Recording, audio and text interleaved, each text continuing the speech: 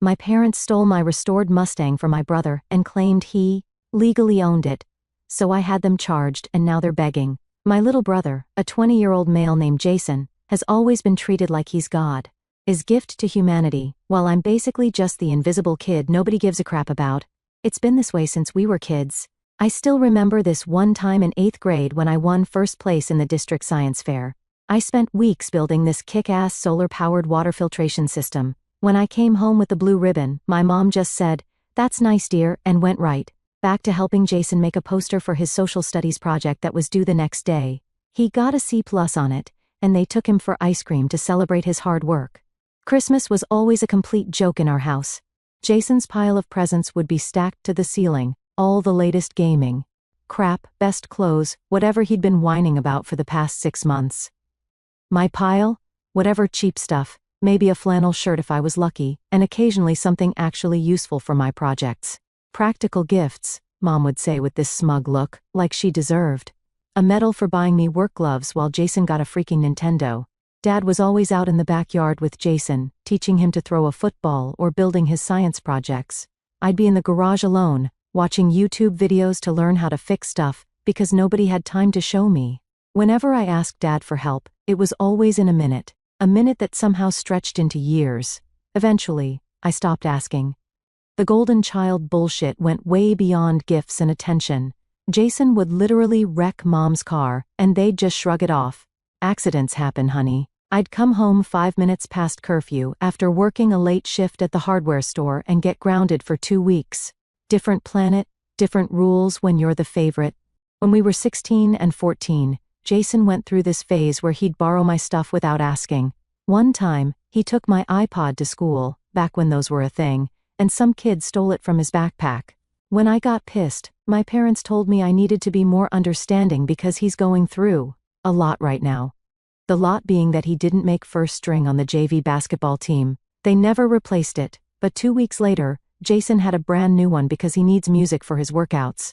I figured out pretty early that nobody in our house had my back except me, so I shut up, kept my head down and worked my ass off. I got my first job washing dishes at this greasy spoon diner, saved every penny, started learning trades from YouTube and the old guys at the hardware store where I eventually got hired. Didn't need their validation anyway. My parents had this blind spot that was exactly my size and shape. They'd remember to buy Jason's favorite cereal but forget I was allergic to peanuts. They'd drive 4 hours to see Jason's regional baseball game but couldn't be bothered to attend my high school graduation because it was such a long ceremony and parking would be a nightmare. It sounds like I'm making this crap up, but I swear I'm not. It's like living in some kind of twisted sitcom where I'm the side character. Nobody remembers the, "Oh yeah, there's another kid too, son." The thing is, Jason was just as bad as my parents in his own way, entitled, selfish, smug about his golden child status. He'd rub it in my face constantly. "Mom said yes to me, but she'd probably say no to you." He'd smirk when I was a kid. Or he'd accidentally break my stuff and then act all innocent when I got mad. By the time we were in high school, I'd pretty much accepted my place in the family hierarchy, keep expectations low, and you don't get disappointed. So I focused on stuff I could control, my grades, my jobs, my friends, my projects. So, here's where my grandpa, a 72-year-old male, comes into the story. Grandpa Joe was the only one who ever really saw me. Ironically, he was my dad's father, a former Marine and old-school mechanic who could strip an engine blindfolded if he had to. The man was a legend with his hands. While my parents were busy cheering at Jason's soccer games or obsessing over his school plays, I'd be at Grandpa's garage, learning how to change oil, replace spark plugs, and eventually rebuild carburetors. Those were the days I actually felt like someone gave a damn about me. "You got something special in those hands, boy," he'd tell me while we worked side by side on whatever beater he was fixing up. "Your dad never had the patience for this stuff. Always too busy chasing the next promotion, the next big thing." He'd shake his head like he couldn't quite figure out where he went wrong with his son. Grandpa saw right through my parents' favoritism bullshit. This one time when I was 15, my parents forgot my birthday. Like, completely forgot. They remembered the day before that Jason had a swimming competition the next day, and the whole family had to go. My mom actually said, "Oh, it's your birthday tomorrow, isn't it? We'll celebrate next weekend." They didn't even get me a cake. When Grandpa found out, he was pissed. He showed up at our house that night with a toolbox wrapped in newspaper. Inside was this beautiful set of precision screwdrivers I'd been eyeing for months. "Happy birthday, kiddo," he said, loud enough for my parents to hear from the kitchen. Some are worth celebrating properly. Every Christmas, when I'd open those practical gifts from my parents, socks, school supplies, whatever, Grandpa would sneak me something real, quality tools, mostly stuff I still use today. One year, my parents actually complained about it. My mom had the nerve to say, "He doesn't need to be spoiled, Joe," like a decent set was equivalent to the new iPhone Jason had just unwrapped. Grandpa just stared her down like she was an idiot. Recognizing talent ain't spoiling, it's investing. Then he winked at me. When I was 18, Grandpa got diagnosed with Parkinson's. Fucking news, obviously. He couldn't drive anymore, so he called me up one weekend. Told me he had something for me. Said it might not be pretty, but it had good bones. That was one of his favorite expressions. I drove over to his place, thinking maybe he was giving me some of his old tools or something. Instead, there was this 1967 Mustang fastback sitting in his driveway, faded Highland green, with more rust than paint, torn seats, and an engine that made sounds I didn't know a car could make. But holy shit, it was the most beautiful thing I'd ever seen. Grandpa handed me the keys and told me he'd been saving it for me since I was 12, said he'd watched how my parents treated me all those years and figured I deserved something that was just mine. He'd planned to restore it himself, but his hands weren't working right anymore with the Parkinson's starting to take hold. "Your dad never appreciated muscle cars," he said, running his hand over the rusted hood. "But you'll bring her back to life. I'm not going to lie, I had to turn away for a minute. Got something in my eye or whatever." When I drove that rust bucket home, my parents actually laughed at it when they saw it in the driveway. Dad didn't even look up from his phone when I told him about it, just said, "Don't waste money on that death trap." Mom complained about the oil stains on the concrete. Jason, though, his eyes lit up like it was Christmas morning when he saw it. "Wow, that's going to be so badass when it's fixed up." Though Grandpa never showed it to me, he said. And for once, I felt like I had something he envied, something he couldn't just get by whining to our parents about it. For 1 year, I spent every spare minute on that car. Every paycheck went straight to parts after rent and food. I learned to weld, taught myself how to rebuild the engine by watching endless YouTube videos and reading forums. My hands were permanently stained with grease, fingernails never completely clean, arms covered in little burns and cuts. My room was stacked with Chilton manuals and printouts of wiring diagrams. I'd fall asleep thinking about valve timing and wake up planning bodywork. When things got bad at home, which was always, I'd escape to the garage and lose myself in the restoration. There's something almost meditative about working on cars. When you get in the zone, just you and the machine, everything else fades away. I sourced parts from junkyards, swap meets, online forums. I rebuilt the 390 V8 myself, piece by piece, sanded the body down to bare metal, and painstakingly fixed the rust spots, learning to weld and shape metal as I went. I did the paint job in my buddy's uncle's shop after hours, traded labor for booth time, reupholstered the interior, the whole thing. The day I finally got that engine running right, hearing that deep rumble of the V8 coming to life, man, it was like everything I'd worked for finally paying off. The Highland green paint gleamed in the sun. Yes, I went with the bullet color Sumi. The black leather interior smelled like a new start, and when I took her for that first real drive, windows down, engine growling, for once in my life, I had something that was truly mine, something I'd built with my own 2 hands that nobody could take credit for. She was my achievement, the thing nobody could take away from me. See, the thing about growing up as the ignored kid is you get used to people not really wanting your stuff. Nobody was fighting to borrow my clothes or play with my games, because, in their eyes, Jason always had the better version anyway. So, I wasn't prepared for what happened when, for once in my life, I had something that was actually worth envying. And man, did Jason envy that Mustang. After I got the Mustang running properly, Jason couldn't stop talking about it. Every single time I drove it, he'd be at the window watching like a kid staring at an ice cream truck. Whenever I'd pull in, he'd come racing out to the garage. "Can I sit in it? Just for a minute?" At first, I didn't mind that much. It was actually kind of nice having someone appreciate all the work I'd put in. My parents sure as hell didn't care. Dad just complained about tools taking up space in the garage. And Mom kept making these passive-aggressive comments about wasting money instead of saving for a real future, whatever the hell that meant. But then Jason's requests started getting more annoying. It went from "can I sit in it" to "can I drive it to prom? Just for one night. I'll be super careful." Then it was, "let me take it to the beach this weekend. My friends would freak if I picked them up in this." Always with that entitlement in his voice, like of course I'd say yes because that's what everyone always did with Jason. I always said no. Not because I wanted to be a jerk to my brother. I said no because I knew Jason. This is the kid who broke 3 phones in 1 year. The kid who borrowed Dad's expensive golf clubs for a single afternoon. And somehow lost half the set. The kid who never took care of anything. Because he never had to. Something always got replaced when he broke it. He didn't have to be responsible for anything because of course, my parents had his back. And you think I'm crazy to let him take my painstakingly restored classic Mustang after watching that track record his whole life? Hell no. The tension kept piling up. Jason would roll his eyes whenever I refused, saying stuff like, "It's just a car, dude.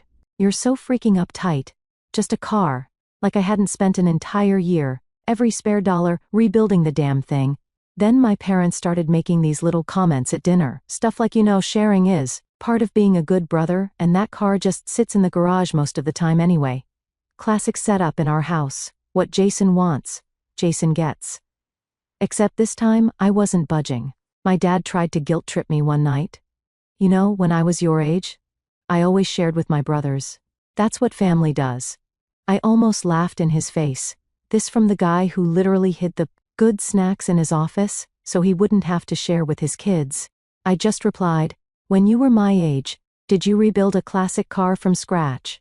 With money you earned working your ass off while going to college?" That shut him up for about 5 minutes. My mom tried a different angle.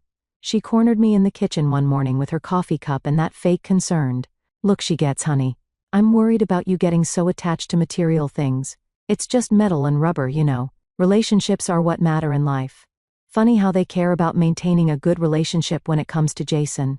Things came to a head when Jason got accepted to State University. My parents threw this massive party, invited everyone they knew. I mean, yeah, good for him, but it's not like State is Harvard. It's a decent school with a 70% acceptance rate that he barely got into with his mediocre grades and Dad's alumni connection. But whatever. I showed up and still congratulated him during dinner. Dad stood up and announced they had a surprise for Jason.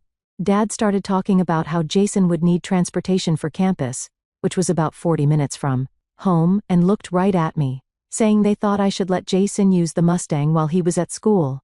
The entire table turned to look at me, expecting me to just smile and play along like always, like I was going to say, "Sure, take the car I spent 1 year rebuilding, the one possession I have that actually means something to me. No problem at all." I just said, "No, that's not happening." 3 simple words. You'd think I'd suggested we sacrifice the family dog from the way they all reacted. Dead silence at the table. Dad tried to smooth it over by saying we'd discuss it later, but I shut that down too, told him there was nothing to discuss. It was my car, end of story. Mom jumped in, saying I shouldn't be selfish because Jason needed reliable transportation for this important time in his life. Like college is somehow more important than, I don't know, my entire existence maybe. I told them to buy him a car, like they bought him everything else he ever wanted. That's when Dad got pissed, slammed his hand on the table, nearly knocking over the gravy boat, and said I was being ridiculous over just a car. I stood up and finally let out what I'd been holding in for years. I told him it was my car, that I rebuilt myself, that I had the title for, that I paid for with my money. And I wasn't giving it to Jason just because he wanted it. I told them, for once in their lives, to tell their precious golden child no. I said maybe Jason could learn what it's like to actually work for something instead of having it handed to him on a silver platter. Mom looked at me like she couldn't believe I was actually standing up for myself. Dad looked like he was going to burst a blood vessel. Jason just sat there with that frown, probably pissed that his usual want, whine, get process was hitting a roadblock. I walked out before anyone could say anything else. Next morning, Dad tried again. He tried a different way this time. "Listen, son," he said, like we were negotiating a contract. "I understand you've put a lot of work into that car. What if we compensate you for it? We could put some money toward another project car for you, something you could work on while Jason takes the Mustang. He needs it now." I just laughed. "You don't get it, do you? It's not about the money. I don't want another project car. I want my car that I already rebuilt. And don't start again with the, 'it's just a car,' because it's not. It means to me way more than that." Then he tried the being selfish again. "Jason has an opportunity here. This could really set him up for success. Don't you want what's best for your brother?" I was so tired of that line. "What about what's best for me, Dad? Has that ever crossed your mind even once?" The look on his face told me everything I needed to know. It genuinely hadn't. For the next couple of weeks, things were tense at home. My mom tried the silent treatment, like I was the one being unreasonable. My dad kept making these little digs about team players and family sacrifice. Jason alternated between sulking and trying to butter me up with sudden brotherly interest in my life. I just kept my head down and focused on my classes and work, spent as little time at home as possible, started seriously looking into getting my own place, even though rent in our area was ridiculous. But I started planning. I figured they'd eventually get over it and buy Jason a car like normal parents would. A car they could afford. But nope, they just didn't want to, because why spend money when they could take my car for free? Then, after 1 week, I got a call from my aunt in Michigan. Grandpa Joe's health had taken a serious nosedive. The Parkinson's was getting worse, and during a routine checkup, doctors found some other issues they were concerned about, heart stuff apparently. I was panicking. Immediately planned to drive up to Michigan to see him. It was about a 6-hour drive, and I figured I'd stay for a long weekend. I told my parents I was going, even though we were barely speaking after the dinner fight. Mom just nodded and said to give Grandpa their love. Dad grunted something about me missing work. Classic. I was angry. They barely gave a crap about Grandpa. My buddy Dean, who always loved my grandpa's stories, knew about the trip. He got sad for him and offered to drive with me. "Been wanting to visit this legendary man," he said. I thought about taking the Mustang, but Michigan roads in early spring are absolute hell. Potholes the size of kiddie pools from the winter freeze-thaw cycles. Didn't want to risk damage to the freshly restored undercarriage. Plus, Dean's truck had better heat, and Michigan was still freezing in April, so we took it instead. When we got to Michigan, my entire mood changed. Grandpa was in rough shape, seeing this tough old Marine who used to carry me on his shoulders, now barely able to hold a coffee cup. It really messed me up. His body was failing him, but his mind was still sharp as ever. "Took your sweet time getting here," he grumbled when we walked in, then winked to let me know he was kidding. We sat with him and he started telling war stories and tales from the past, and Dean was eating it up. It was good to see Grandpa happy again, even if just for a bit. Dean had to head back after the first weekend for work, but I decided to stay longer. Grandpa's condition was worse than I'd expected, and I wanted to be there. I slept on a cot in his room at the assisted living place, helped him move, and made sure he ate properly. We had some good talks during those 2 weeks. He asked about the Mustang, of course. I showed him pictures of the finished restoration on my phone, and his eyes lit up. "Damn boy, you did good. Real good job. I'm proud of you, kiddo." Then he asked about my parents and Jason. Saw right through my vague answers. "They giving you crap about that car, aren't they?" I nodded, told him about Jason wanting it for college and the big fight. Grandpa just shook his head. "Your dad never did understand the value of working with your hands. Always wanted the easy way." Then he looked me dead in the eye. "Don't you give in, you hear me? That car is yours. You built it. You keep it." I promised him I would. After almost 2 weeks, Grandpa finally stabilized enough that I felt okay about heading home. The nurse had a good routine with him, and my aunt was checking in daily. I caught the Greyhound bus back. It was a long, uncomfortable ride, and I was exhausted by the time I got to our town's bus station. Called an Uber to take me home, since nobody in my family bothered to offer a ride even though I texted my ETA. When I pulled into our driveway, something felt off immediately. The Mustang wasn't in the garage where I'd left it. I figured maybe my dad had moved it to work on his own project car, so I checked the street parking, the side yard. Everywhere, nothing. I stormed inside and found my mom in the kitchen. "Where's my car?" I demanded. She jumped like she was surprised to see me, and immediately tried changing the subject. "Oh, you're back. How's your grandfather? Where's my Mustang?" I repeated, not letting her deflect. She wouldn't meet my eyes, suddenly very interested in the dish she was drying. Jason took it to campus. He needed a car for school, and since you were gone, my blood went cold. He took my car to campus? After I said no to all of you? Are you serious? Dad walked in then, and I could tell from his face he knew exactly what was happening. Now, listen, he started, using his courtroom voice.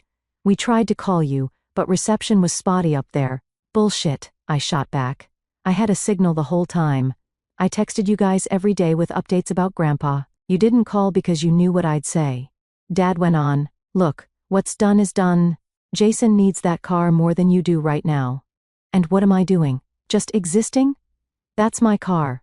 I'm going to campus right now to get it. That might be difficult, Dad said. The title's been transferred. Legally, it's Jason's car now. For a second I thought I'd misheard him. You did what? The way he said it was as if he was talking about the weather. It just makes more sense for him to have it right now. And you transferred my title? How the hell did you do that without my signature? They exchanged this look that told me everything I needed to know. Well, about that, you forged my signature? Are you freaking kidding me? That's illegal. Don't be so dramatic, Mom snapped, finally dropping the sweet act. We're your parents. We were just making the right decision. I pulled out my phone and started dialing. Who are you calling? Mom asked, suddenly nervous. The police. Dad lunged forward and grabbed my phone. Don't be stupid. You'll regret it. I looked at them, already boiling. Yeah, someone's going to regret this. But it won't be me. I grabbed my phone back and walked out, called Dean, and he straight came to pick me up. Dude, what happened? You look like you've seen a ghost. I told him everything. What the actual fuck? Was all Dean could say at first. I crashed on his couch that night, too angry to even think about going back home. Kept picturing Jason driving my car around campus, showing it off like he owned it, imagining my parents thinking they'd gotten away with it. The more I thought about it, the angrier I got. Dean's dad, Tom, came home late from work. Luckily, he's a lawyer. Dean told him what happened, and he sat down with us. He told me that what they did is definitely illegal. Grand theft auto, forgery, fraud, those are all felonies. But he told me that I need to think hard about whether I want to go down this road with my family because they might face real consequences. But guess what? I had zero fucks to give. Let them face whatever the hell was coming, because they deserved it. That night, my phone was blowing up with texts from my parents, all variations of come home so we can talk about this, and you're overreacting and family comes first. I ignored all of them and slept, knowing I was about to give them some lessons. That's when Operation Takedown began. The next day, first stop, the DMV, most boring place on the planet, but man, was it worth the 2-hour wait? I requested records of the title transfer for the Mustang.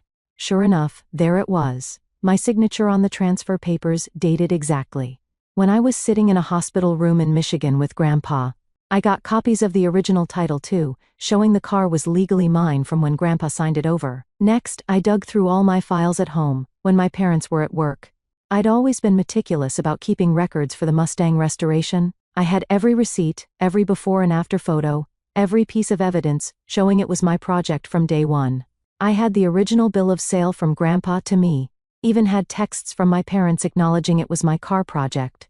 Then Tom suggested we get proof I was actually in Michigan when the title transfer happened. This was the genius part. I went to my bank and got ATM camera footage showing me withdrawing cash from a Michigan ATM on the exact day the transfer papers were signed. I was literally 300 miles away from the DMV when my signature somehow appeared on those documents. While all this was happening, my phone was blowing up non-stop. My parents left these desperate voicemails, starting with anger. How dare you not answer our calls? Then moving to guilt. We're so worried about you. And finally settling on manipulation. If you love your brother, you'll come home and we can sort this out as a family. I didn't respond to any of it. I was done talking. This was way beyond the point where a family meeting could fix things. With all the evidence in hand, Tom and I went to the police station to file reports for grand theft auto, forgery, and fraud. Walking out of that police station was like I'd crossed some line that couldn't be uncrossed. For the first time in my life, I wasn't just taking whatever crap my family decided to dish out. I was fighting back. The wheels of justice turn slowly, but they do turn. It took almost 3 weeks for them to act on my complaint. 3 weeks of my parents escalating their attempts to contact me. The messages started getting desperate. Stop being dramatic and come back home immediately, and you're tearing the family apart for a crappy car, and my personal favorite, you're making a mountain out of a molehill. A molehill? They stole my car, forged my signature on legal documents, and threatened me when I called them on it. But sure, I was overreacting. I kept myself busy during those weeks, picked up extra shifts at work. Helped Dean's dad around their house to thank them for letting me stay, started looking for my own apartment, figuring it was finally time to get completely clear of my family's bullshit. Then, after almost 3 weeks of silence from the police, the detective called. "We're moving on your case," he said. "Officers are headed to your brother's dorm now to recover the vehicle." My heart was pounding as I hung up. It was actually happening. I'd been half convinced the cops would just shrug it off as a family matter. But when the cops showed up at Jason's dorm to recover the Mustang, it wasn't there. According to his roommate, Jason had taken it to a friend's house for safekeeping. After getting worried texts from our parents, because of course he had. That's when things got really serious. What had been a family dispute became a full-blown criminal investigation. The police tracked the car to a storage unit about an hour from campus. The unit was rented under a fake name, but they traced the payment back to my dad's credit card. And there they found my Mustang, under a tarp, with the VIN plates already removed. The cops said it was clear evidence they were planning to either sell it illegally or make it disappear permanently. Taking off VIN plates is a felony in itself. The next day, Jason got arrested at his dorm for receiving stolen property and conspiracy. My parents were picked up at work and charged with forgery, fraud, and tampering with evidence. The local paper ran a story, "Family charged in classic car theft scheme." There was even a picture of my parents being escorted into the courthouse for their arraignment. My phone basically exploded after that, relatives I barely knew calling, to ask what the hell was happening, high school friends texting, to check if the rumors were true, and my parents, now truly desperate, calling hourly with tearful pleas to drop the charges. In their wildest fucking dreams, "This will ruin Jason's future," Mom sobbed in one voicemail. "He could go to jail. Is that what you want for your brother?" Another from Dad, "You are a total jerk. The legal fees are draining our savings. We might lose the house." I didn't call back, not once. They'd made their choice when they decided stealing from me was okay. Now they were sucking it up. My extended family was split. Some were horrified at what my parents had done, like my aunt in Michigan. Others took my parents' side.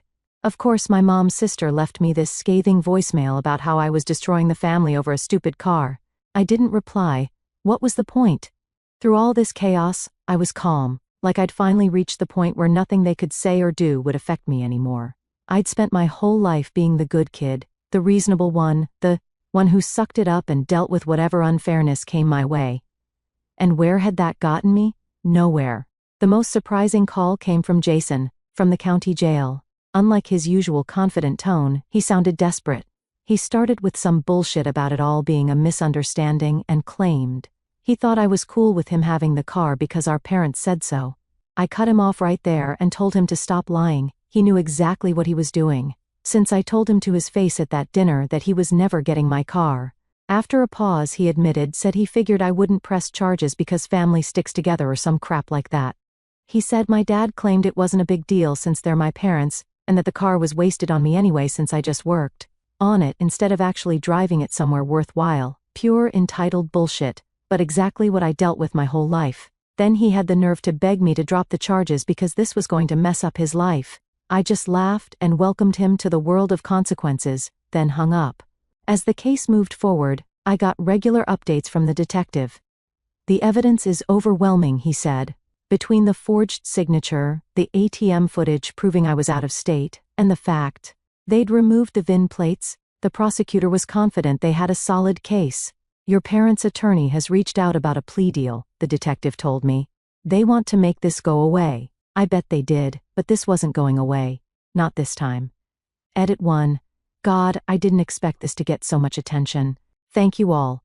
Edit 2. For those asking for an update, I will update you soon about everything. Things are quite messy now, so excuse me until I'm free. Update. Hey Reddit. It's been about almost a year since my original post blew up, and a lot of you have been messaging me for an update. And let me tell you, there's a lot of things to tell, so buckle up. The legal system worked slow as hell, but it gets there eventually. Over the next few months, I watched from a distance as my family's perfect image completely fell apart. Turned out the prosecutor wasn't interested in any plea deals. Jason ended up with a felony conviction for grand theft auto and tampering with evidence, got sentenced to 8 months in county jail, 3 years probation, and 500 hours of community service. State University expelled him immediately when the conviction came down. No appeals, no second chances. My parents didn't fare much better. Dad got hit with forgery, fraud, conspiracy, and tampering with evidence. Mom got the same charges since they proved she was the one who actually forged my signature. They both got 18 months probation, massive fines, and 30 days in county jail, which the judge wouldn't let them serve on weekends like they begged to. Dad lost his accounting job. Turns out firms don't like keeping convicted fraudsters around to handle money. Their perfect reputation completely destroyed. On top of the criminal charges, the civil suit I filed with Tom's help hit them where it hurt. They had to sell their house to cover legal fees and damages. Last I heard, they're living in some crappy apartment and barely making ends meet. They tried to declare bankruptcy to escape the civil judgment, but the court denied it. Through their court-appointed lawyer, they made one last attempt to reach out, offered to take a second mortgage on the house they were already selling to pay for the car and then some if I'd just drop the charges, said we were still a family and could get past this. I sent back one line through Tom: "We stopped being a family when you chose Jason over me for the last time." The Mustang was eventually recovered from the storage unit. The court ordered it returned to me with damages for the attempted theft and emotional distress. It came back with a dent in the fender and some scratches, but nothing I couldn't fix. While all this legal stuff was happening, I'd been staying with Dean and his family. But I knew I needed a more permanent solution. I didn't just want to move out, I wanted to get away from that toxic environment completely. So, I made a decision. I packed up everything I owned, which wasn't much, amazing how little you need when you start fresh. Quit my job, and moved to Michigan to live with Grandpa Joe. His Parkinson's wasn't getting better, and he needed someone around more consistently than my aunt could manage with her job and kids. It was honestly the best decision I've ever made. I transferred my community college credits to a school nearby and picked up a part-time job at a local auto restoration shop where they actually appreciated my skills. The first weekend after I got settled, I drove the Mustang up to see Grandpa. He looked really tired. The sight of him broke my heart. I helped him out to the parking lot so he could see the car properly in the sunlight. He ran his trembling hand along the fender. The smile on his face was precious. He was so happy I moved in with him. Living with Grandpa those few months was the best thing that could have happened for both of us. I'd help him with everything and even cook his meals, while he'd sit at the kitchen table giving me advice about compression ratios and valve timing. We'd watch old westerns together in the evening, him falling asleep halfway through, but insisting I tell him how they ended anyway. My parents tried to visit a few times after Grandpa took a bad turn. He refused to see them. He said he didn't want to see those two hypocrites. Grandpa passed away about 6 months after I moved into his house, went peacefully in his sleep. I was with him that last night, telling him about this '69 Charger the shop had just taken in for restoration. I grieved him, still do. At the funeral, my family showed up. Jason looked like hell after his stint in county jail. My parents just looked beaten down and old. I kept my distance, even when they tried to talk. Didn't trust myself to say anything that wouldn't turn into a scene, and Grandpa deserved better than that on his final day. After the service, I was shocked to learn that Grandpa had left me everything: his house, his tools, his modest savings. My dad looked like he'd been slapped when the lawyer read the will. Guess he'd been counting on an inheritance to help with their financial problems from the legal mess. The lawyer handed me an envelope afterward, a letter from Grandpa. The letter began with "To my real son." He wrote that the last months with me, he even asked me to keep the Mustang running smooth. I couldn't help. I cried my eyes out when I read it. I still keep that letter in the glove box of the Mustang. Now, still in Michigan, living in Grandpa's house. Got some solid friends, a job I love, and a future that looks pretty bright. Every Sunday, when the weather's good, I take the Mustang for a long drive down the coastal roads by the lake. We drive on. As for my family, they contacted me many times, begging for help. I blocked them every time and told them to go to hell. That door is closed and locked. Edit 1 guys, Thanks for all the awards and support. I appreciate your kind words a lot. Edit 2. For those asking if I'll update you guys again, I think I'm going off for a while. I really need to take a long break and just focus on my life, so peace out for now. Take care, fam.